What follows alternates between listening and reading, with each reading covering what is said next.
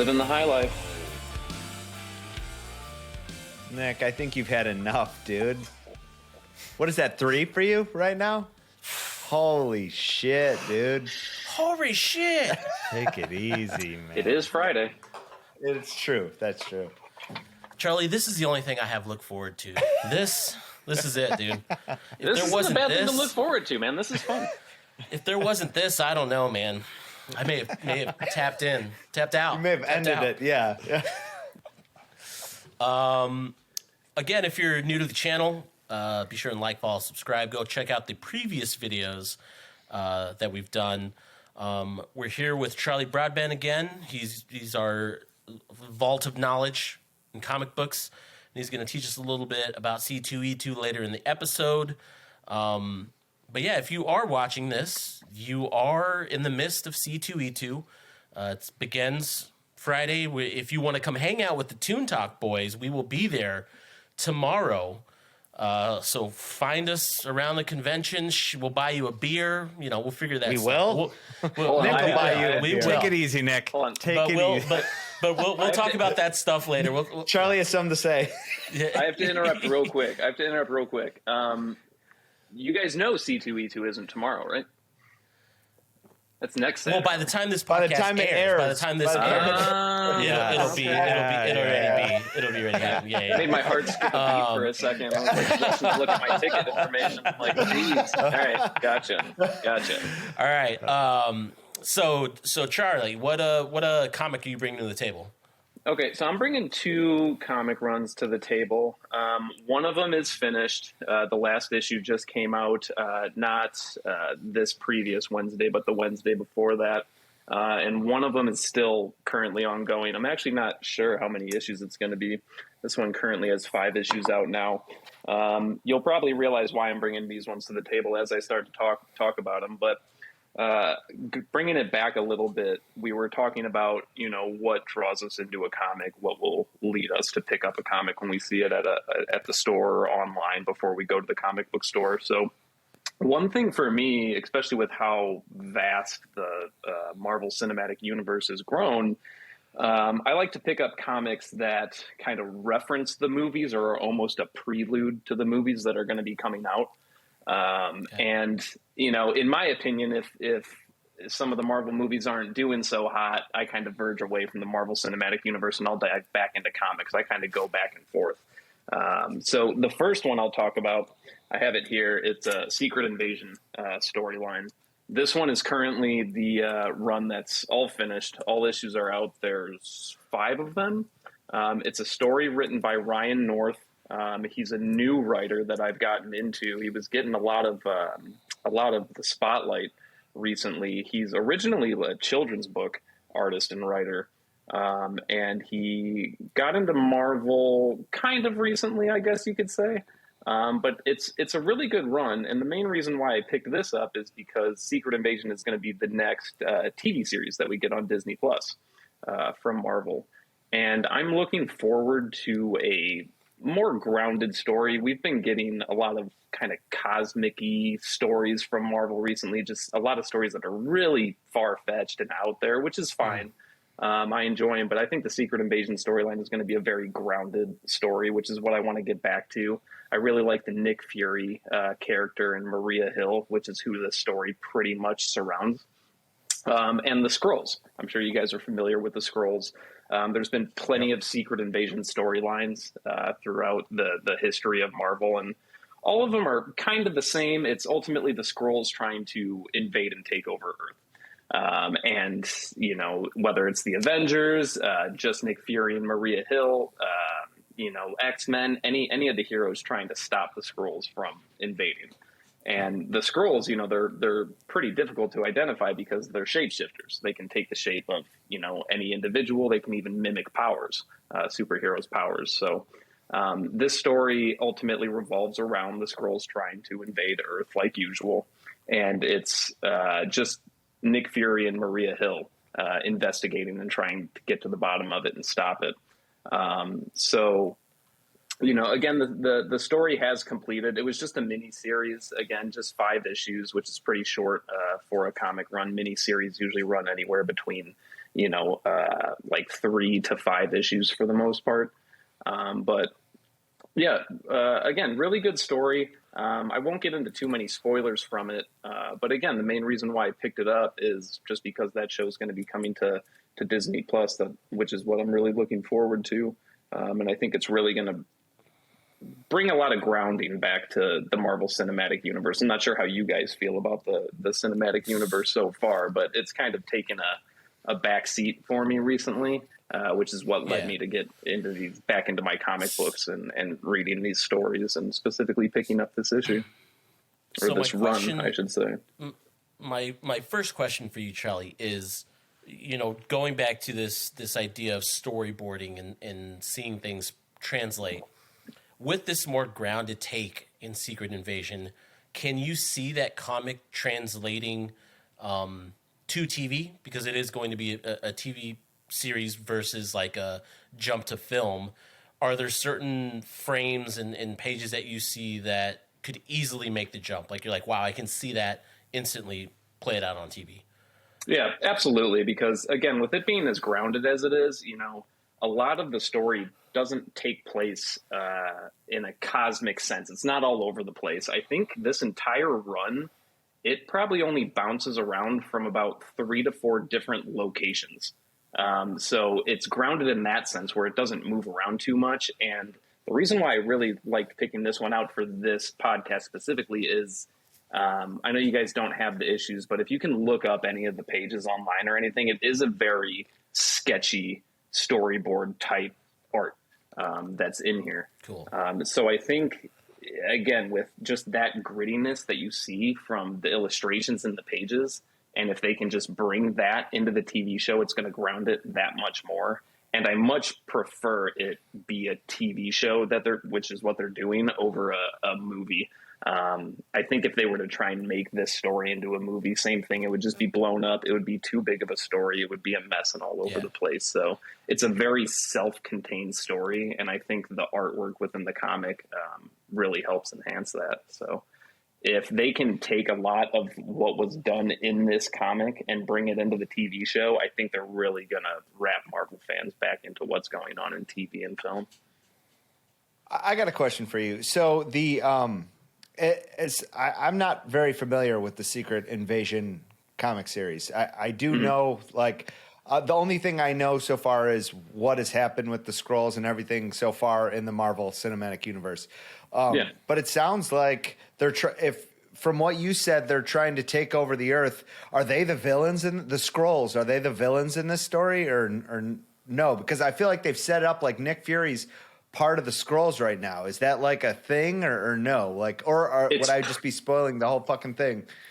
No, you're pretty much right on point. It's very similar to what we've already seen in the cinematic universe. So there's like almost 2 factions of the Skrulls. There's the good Skrulls and the bad Skrulls. There's the good Skrulls ultimately want to get away from the bad Skrulls and everything that they're trying to do with invading Earth.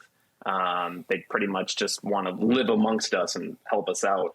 And then there are the bad Skrulls, the super Skrulls, whose main mission is to take over and invade the Earth. So ultimately what we've seen in the movies is just that, right? There was, I believe his name was Talos in the movies. And you're initially, made to think that all the Skrulls are the bad guys. But once you get more of Talos's backstory in the movie, you really start to understand that, he's not part of that faction of Skrulls that's trying to invade the Earth. They're just looking for a new home to live because their home has been taken over.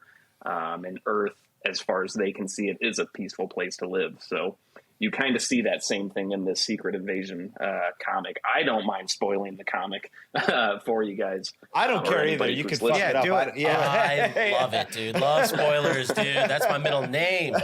Yeah. Well, again, it's a pretty self-contained small story. So it wasn't anything too crazy. It was mainly centralized around the relationship between Nick Fury and Maria Hill. But ultimately, is Maria Hill Daenerys?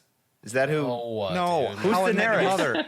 How I Met Your Mother girl. Oh, dude, yeah. I want my queen. Yeah, Robin. Dude, I want my fucking queen. Robin, yes. Yeah, yes. Robin from How I Met Your Mother.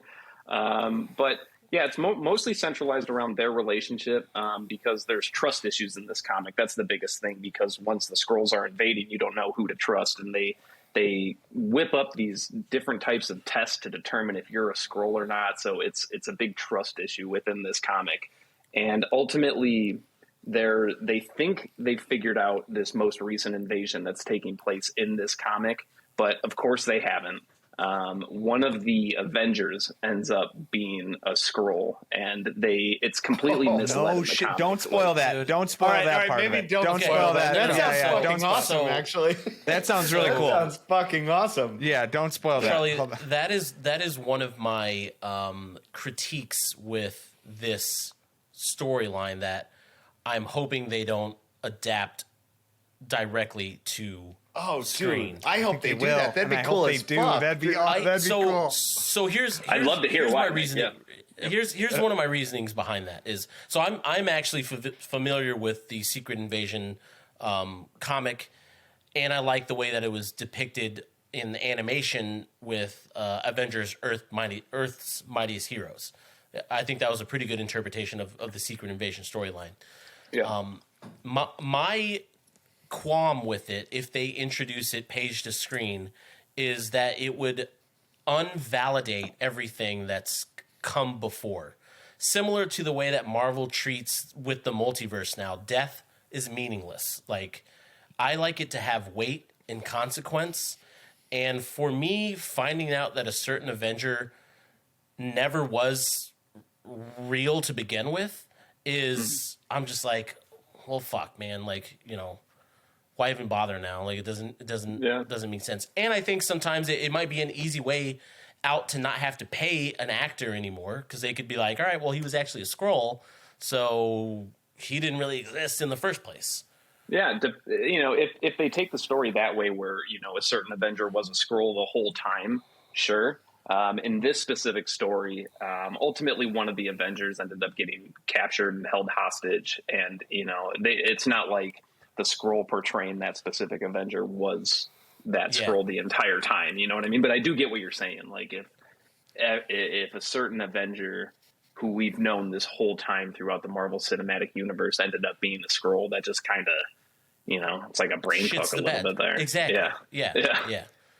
So, Charlie, let me ask So you. that's like my one take. Do you think that this is more well, specifically because we see Nick Fury and Maria Hill throughout the Marvel universe? We've been seeing them for a long time, but it's always in the context of with this other superhero. You know, it's never just kind of like they're the main characters. They're always like the side characters. Do you think that this is more of a prequel to one of the other series that they're about to bring in? Or do you think that this is perfectly well enough to be a standalone? I think so. I mean, you said it. We never really had Nick and Maria in their own standalone film. It's always they're just the head honchos kind of watching over the Avengers, right? So there's always that greater story there. But, you know, where Secret Invasion is going to pick up, you know, Nick Fury has pretty much been on the run, right? When was like the last time we saw him? He pretty much faked his own death and everything, and no one really knew he came back. So they're still going to continue that aspect of it. If you look at Nick in the trailers that we've seen from Secret Invasion so far, you can tell he's still laying low and he's trying to avoid everybody. You don't really know what Maria Hill has been up to, so that's just going to help ground this story even more. It's going to be like that, almost like buddy cop between Nick Fury and Maria Hill, just kind of sneaking around trying to figure out what's going on with the Skrulls. And that's what I want. There's like, besides the fact that there's literally Skrulls who are aliens in the story, it's not going to seem like the story's too outrageous, too out there, too cosmic, and so much going on. So that's kind of what I want out of my Marvel movies, right? My favorite Marvel movie was Captain America: Winter Soldier, and it kind of had that same tone. Good one. Solid, You know, dude. just That's very one. pretty gritty, just very intense, and just not too much. Everything that was kind of going on within the story was believable of something that can go on today. You know what I mean? Well, So what's I'd funny say we about that? One thing. What's Go ahead, funny go about that I like about Marvel is that they seamlessly somehow like years ago, they were like stories that we all believed, and somehow we're at a point where aliens are invading Earth, and I'm like, well, yeah, I'm on that page. Like, I believe this. This is because they've brought us through an entire story that we're caught up to speed. It worked its way up there. It wasn't just like out of nowhere. Yeah. I would say that there's two things for me. One is no story will be more relatable and believable than the story of Peter Parker having to pay the rent, because it's the most grounded story. His worst enemy is having to pay the rent. And then two, on the topic of Spider-Man, we almost got basically a preview of what Secret Invasion is like in Spider-Man No Way Home, because the Nick Fury and Maria Hill were Skrull impersonators, and that's kind of the crux of Secret Invasion. Like, Spider-Man the entire time thought that was Nick Fury and Maria Hill that he was speaking to. In actuality, he was actually talking to Skrulls. So I even treat that as a mini prequel to Secret Invasion. Yeah, especially because his Peter Tingle couldn't pick that up, that they were Skrulls. Exactly. Yeah. And that's kind of how it is in this comic. You know, the Skrulls are extremely adaptable. I've seen that in various comics that I've read that the Skrulls are in, not just this issue alone. You know, they learn how to pass blood test, which was one of the main tests that you would do because their blood isn't anything like human blood. So they were able to pass that. Then the next one was like a saliva test. They were able to pass that. So they're highly adaptable. And that's what makes the story, you know, so good, is that there's so many Skrulls on Earth, and it's nearly impossible to figure out who's a Skrull and who isn't unless you catch him in the act. So I could be a Skrull. That's why I'm really looking forward to the story. Could all be Skrulls. You are a Skrull. True. If I'm a Skrull, dude, you're a Skrull. I might be. Who knows? But yeah, I can get into the second one. Do you guys have any other questions or anything else you want to talk about as far as Secret Invasion goes? Dude, hit us with the next one. All right. So the next one, you know, as far as I know, this one doesn't really relate to storyboarding to me, because as far as the illustrations in this comic, they're very bold, bright colors, thick, dark lines for the outlines. But it's a good story, and it's another one. It's a family that's going to be coming into the Marvel Cinematic Universe that we briefly saw. Can anyone guess who I'm talking about? I think Nick can. Fantastic Four, baby. Fantastic Four. Yeah. So there's a current Fantastic Four run out right now. It's not finished. It's still ongoing. There's 5 issues out right now. I am only 4 issues in. I haven't read the most recent one, which is probably going to be the most exciting one. But the main thing I like about this story, well, first off, I'll back up a little bit. Obviously, the reason why I picked this up is because the Fantastic Four are going to be coming into the Marvel Cinematic Universe, which is probably what I'm most excited about. I love the Fantastic Four. They've always been one of my favorite superhero groups. One of the very first comics I picked up when I could pick up comics on my own. And we haven't really had that great of a story for them so far, right? I mean, the Fantastic Four movies that came out, the first one was all right because we really didn't have very many superhero movies at that point, so we just took it as it was. But everything else that came after that, which was pretty much garbage in my opinion. But really looking forward to this story. I'm excited to see what they're going to do in the films because I'm excited and nervous at the same time, right? There's so much hype behind the Fantastic Four that I really don't want them to ruin it again when it comes to film. But we'll talk about that after. The main thing I like about this story is you find out in the first issue that there's something that happened within the family that caused the team to disband. They're not the Fantastic Four anymore. The first issue is just a contained story about the Thing and his wife. The second issue is just a contained story about Reed Richards and Sue Storm. The third issue is all about Johnny Storm. And then I haven't read the fourth issue yet.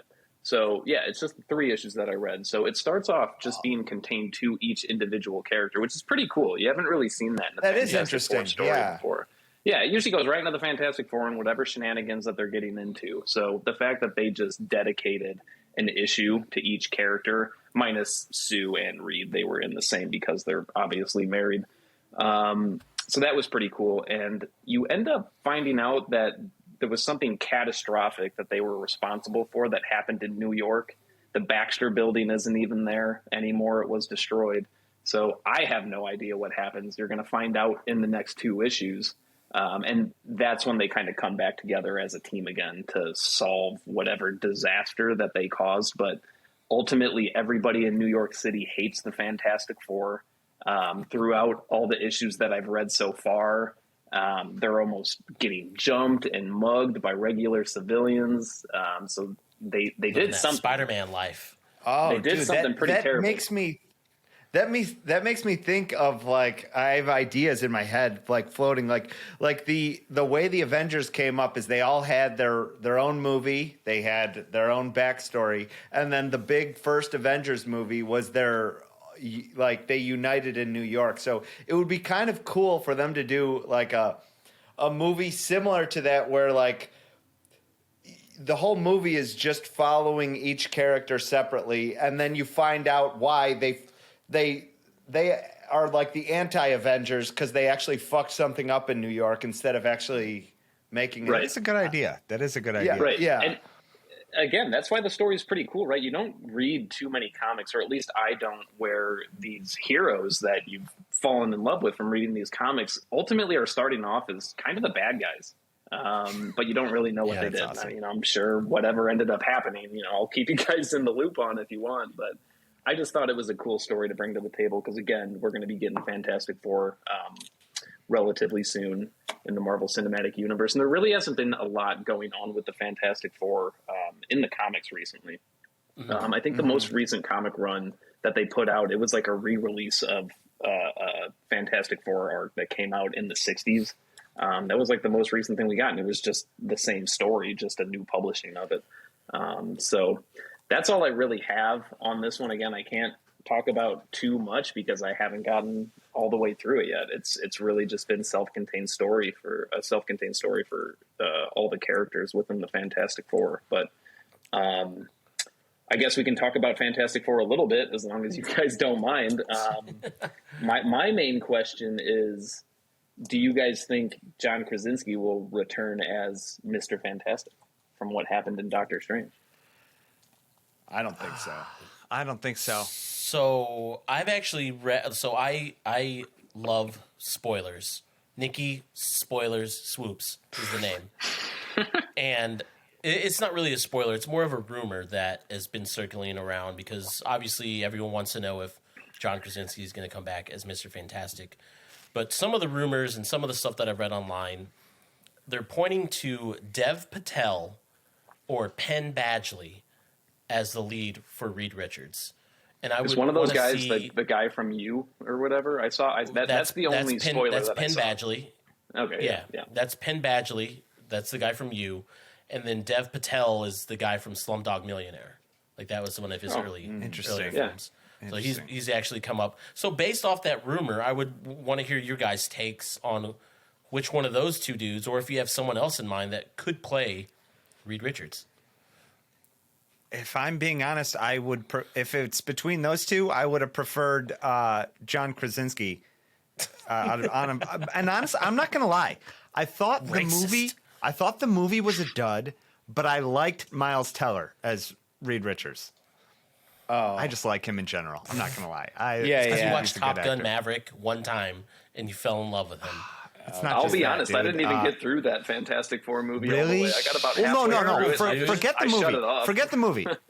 All the Fantastic Four movies have been garbage. I think we could all agree. Actually, I like the first Fantastic Four. To be honest with you, the second one, dude. One of my favorite comic book characters is Silver Surfer, and they brought him in, Norrin Radd. Yeah. I was like, fuck yes. love Silver Surfer, and they did not do him justice. That movie sucked. Yeah, I'm just because Silver Surfer is a galactic guy, and they brought him to Earth. Yeah.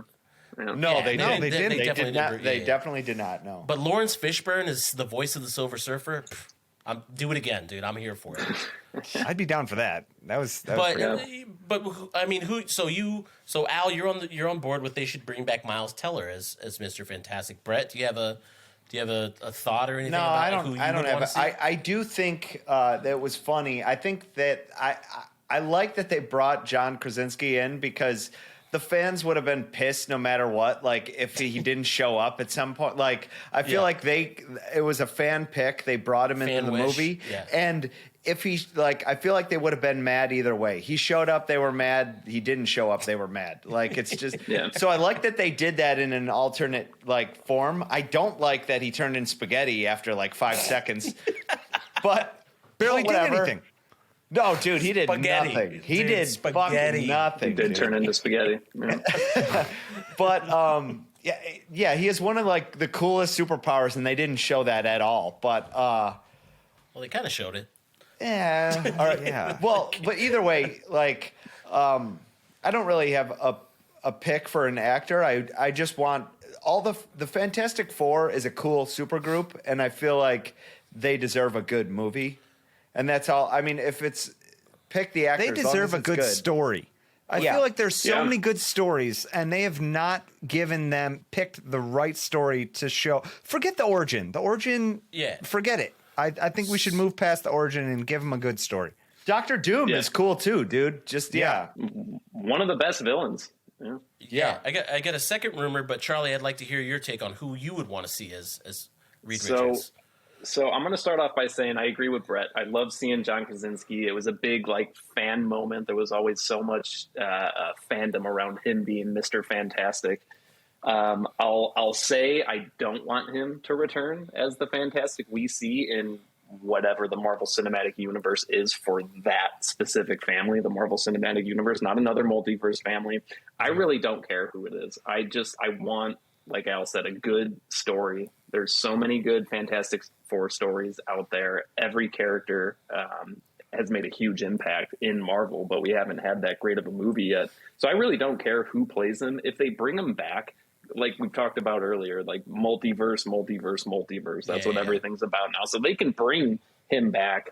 They can do, a prequel story for Fantastic Four before Scarlet Witch turned him into spaghetti or something. That's fine. But I would like a brand new team of actors and actresses that we haven't seen before. I don't want anybody to return to reprise their roles as the characters we've seen so far. I want a hard reset on Fantastic Four. I think we all do. I think we honestly all do. So the second rumor that I've heard about this movie is there's this trend in the MCU now where they don't have to give us pure origin stories anymore. That we've seen people our age are already versed in how Spider-Man became Spider-Man, how the Hulk becomes the Hulk, how Daredevil became Daredevil, that they can just throw them in and we will follow along. So one of with Kang being the major villain, the Fantastic Four have a direct tie-in to Kang. And since they're doing all this multiversal thing, one of the rumors that I read is that the Fantastic Four will be a team that is lost in time, having been trying to chase down Kang. So they're going to give you... This is all a rumor, all speculation. That's interesting, though. I like that. Yeah. That's cool. But one of the ideas was you meet the Fantastic Four from maybe present-day MCU, but they're stuck in the 1940s because they were chasing Kang, trying to stop him, and they're stuck in that time. So you get a 40s set movie with the Fantastic Four with them trying to get back to present day in order to help the Avengers fight Kang. That's kind of cool. I would like it just because it makes sense, right? Because Kang is pretty much a direct descendant from Reed Richards, so those stories can completely just collide with one another and make sense at the same time. I like it. I think I'm with you though. I'm here for. I'm always one over story, but I do like proper casting. I guess proper casting is a thing. I'm not a big fan of if they go into the Fantastic Four and they make everyone female except for the Thing. I'm gonna be like, well, I don't know if I really am here for this Fantastic Four. But that's just me. All chicks, Rashawn, whoever they want, like now it's all chicks. Reed Richards and Sue Storm are now lesbians, and Johnny Storm's a chick. Fuck you, dude. You're canceled. Come on, dude. Nick. You are fucking canceled. Guys, Fuck you, Nick. Justin Roiland proved How us dare you wrong. say that? You can't. You got to do due process first, boys. True. But no, Charlie, those were two great comics. Those are good. Yeah. Thanks for bringing those to the table, Brett. We're setting the stage for you, dude. End us on a fucking strong note, dude. Well, honestly, before I feel you do like that my real pick. quick, before real quick, you guys don't hear this idiot revving his engine outside my window, do you? No. Okay, just making sure. I didn't want it to ruin it. So go ahead. Sorry. So, honestly, I think my pick fits in pretty seamlessly. We have Marvel. Well, we have all the greats. We have Marvel, we have DC, we have Dark Horse. My pick is Brett Fishback's Whatever Man, dude. Woo! You know, all the fucking greats, dude. Like We've it. got the best comic book writers of all time. And why wouldn't Brett Fishback, Whatever Man, be in there, right? I like Damn it. right, dude. You can get that in the link below. We'll link that in the description.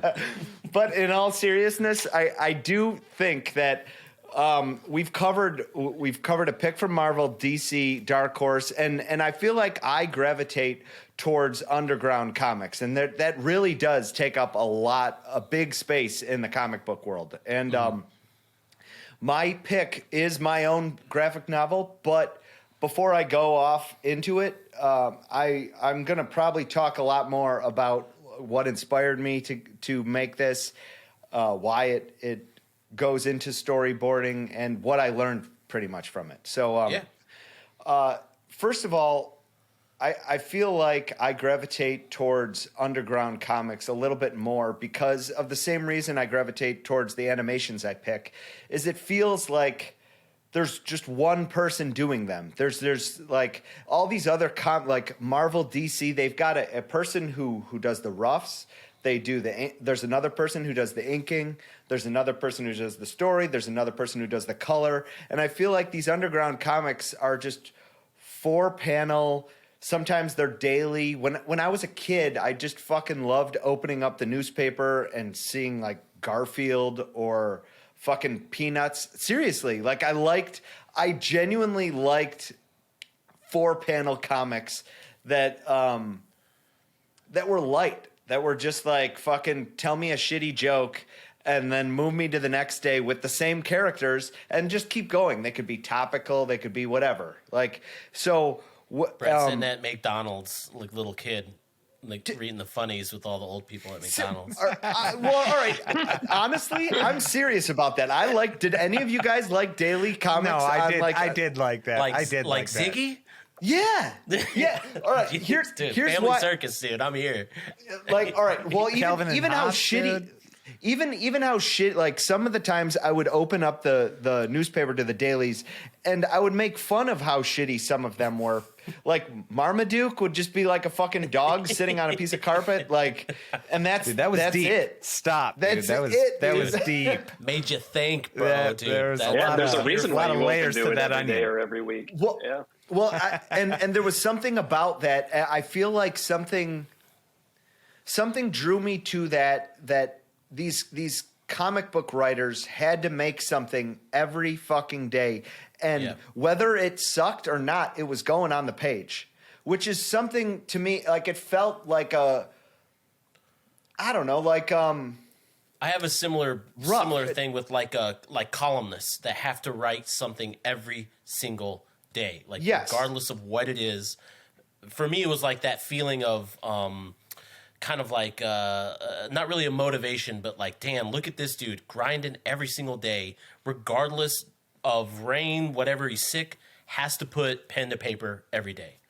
And sense of the raw aspect that I like about illustrating and storyboards and animation that I've said before, this is raw storytelling. I feel like these people have 4 panels to construct a story, which is fucking difficult to do every day. And sometimes they turn out really shitty, which in my head it's funny, and sometimes they're good. So when I enjoyed that as a little kid, and then now in the new modern age, I don't read newspapers. I go on Instagram. I'll go on Instagram and there's these people just pumping out artwork or whatever. And my inspiration for Whatever Man was an artist named Benjamin Marra. He made a daily comic strip on Instagram called What We Mean by Yesterday. Did any of you guys get a chance to look at this at all or no? I checked out the beginning of it. Yeah, I was swiping through it a little bit when you posted it to us. So yeah. So really, for me, it meshed the daily with like backstory lore. Like I feel like, and I've never really seen anything like that before I saw this. I feel like if you post something every day in 4 panels, you should finish a story, right? Like I feel like it should be something complete, and this wasn't necessarily the case. It's an interesting, like he takes he's making a story. So basically Benjamin Marra in 2020 started a story, and now it's 2023 and he's still continuing this story, but he posts 4 panels every single day.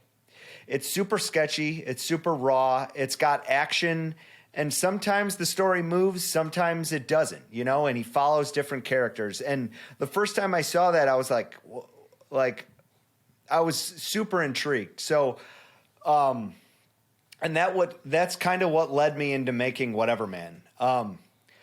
Whatever Man was a story that I wrote during the pandemic. I tried to post every single day. And it was essentially the same thing, a 4-panel, black and white, super rough comic that hopefully it had a story within those 4 panels and or some type of joke, but it carried a story throughout, I don't know, like roughly a year, I believe. Something maybe a little short of that. So yeah, it taught me a lot about storyboarding. It taught me a lot about being able to make a deadline. Like if it doesn't matter if I know what's going to happen next in the story or not, I need to get 4 panels out and put it out in one day. And it taught me a lot about story writing. I feel like I had a ton of different endings for this story. And as the story progressed, it taught me to let go of what that original ending was and kind of just follow the characters. Let the characters move in this world, and what would they do next? And it brought me to an organic ending, or at least I thought was organic. Yeah. I thought it was a great ending. Yeah, it's interesting that you say that, Brett. And I have a question like that I've always I feel like I ask you all the time, and I'm interested to hear what you have to say about it now. I've asked you before, is that where you saw it ending? You had an ending plan, but would you say that when you were creating this, it was more like a stream of consciousness drawing, like you kind of said you would let the characters take the story? Would you consider that like a stream of consciousness? Like, was that ever difficult on some days? So on the first day, I remember it. Well, actually, the comic started off as a I don't know if anyone even remembers this, but it started off as a choose your own like adventure. I put it on Instagram. Polls. And I said what happens next pretty much, and I gave him 2 options, and it was like, does she make food or does she order food? And the whole story is based on a Grubhub delivery guy saving the world. So if someone picked she made food, that's not what the story would have been. So it was exciting. Would have to been me. Ended quick. Yeah. Well, no. I'm sure you would have made something new. I'm sure it would have been. You would have been able to saying, draw like, it out. Yeah. Yeah. to me, that was the fun part about it. It was writing on with your ass on fire. It was like, you need to get something out.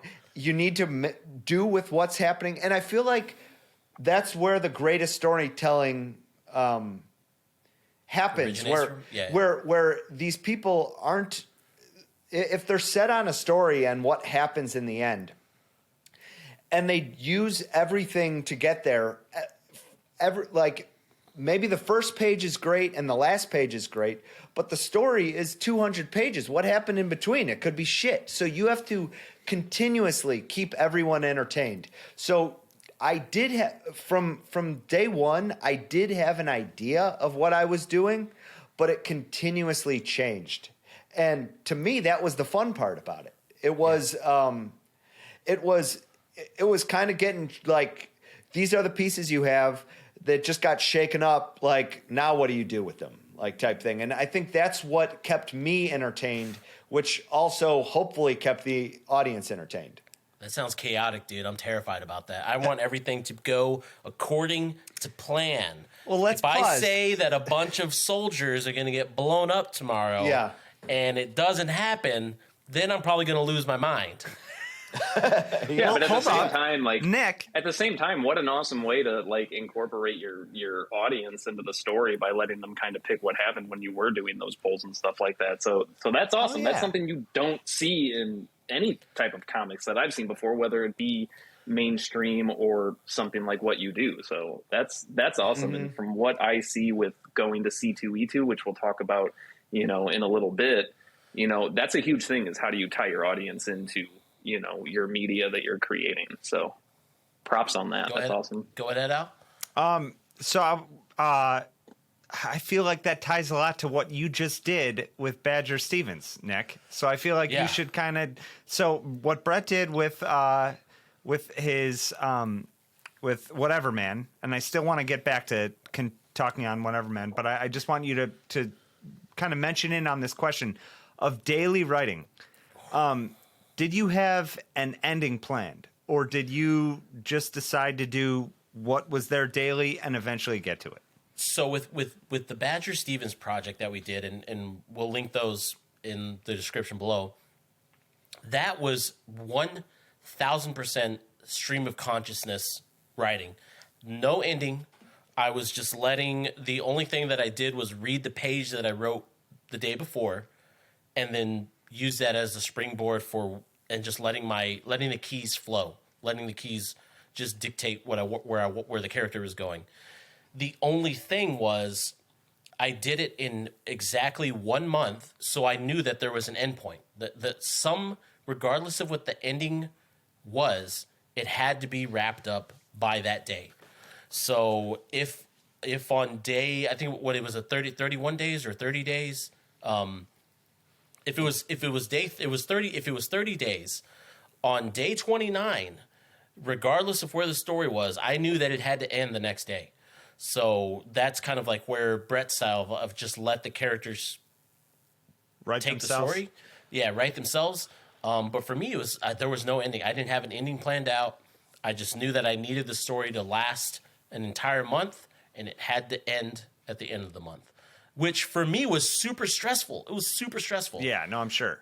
I feel like it works both ways then. If Brett had an ending in mind and you didn't have an ending in mind, there's always a way to get to a good ending point, I guess. 100%. I feel like you can always have like a something far away that you're trying to get to, and then in your head you're like, oh well, like if something new comes in, you're like, well shit.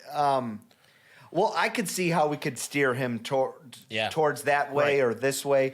But it was a mix, though, of both for Whatever Man. I feel like I would have a plan, and then the character would, organically today, they're supposed to do, like, it makes sense for them to do this. And then as the story progressed, it was like, oh, I've got an ending. Like, right, this is what could happen. And then you push him there. So, yeah, I feel like you should take that into writing no matter what. I feel like there's two big aspects.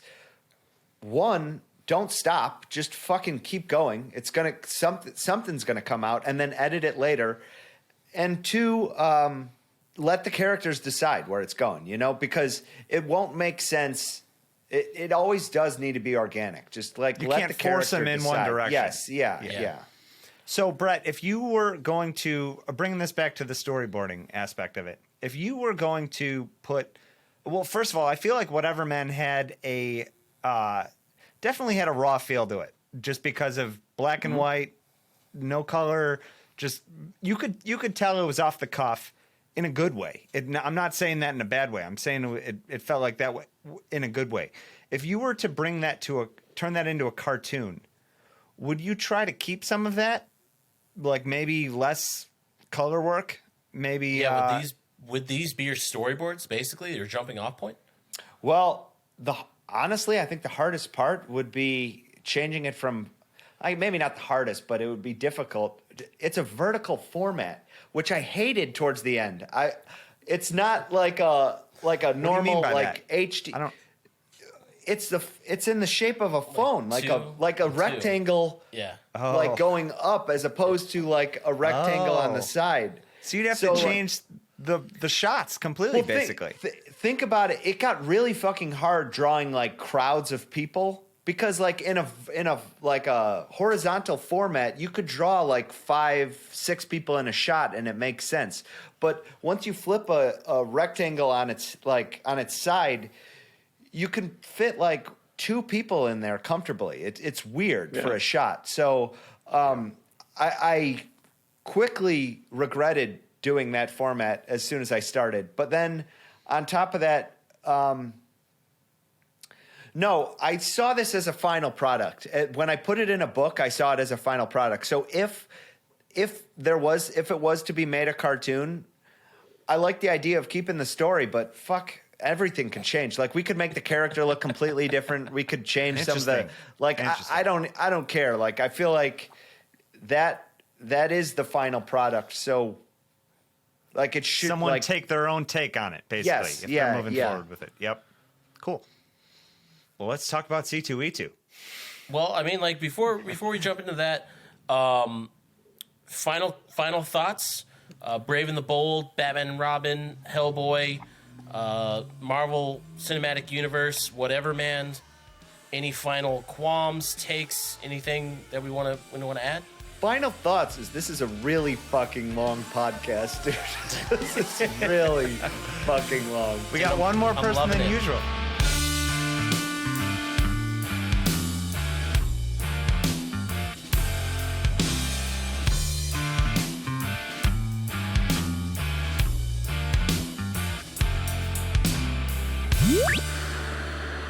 The early television.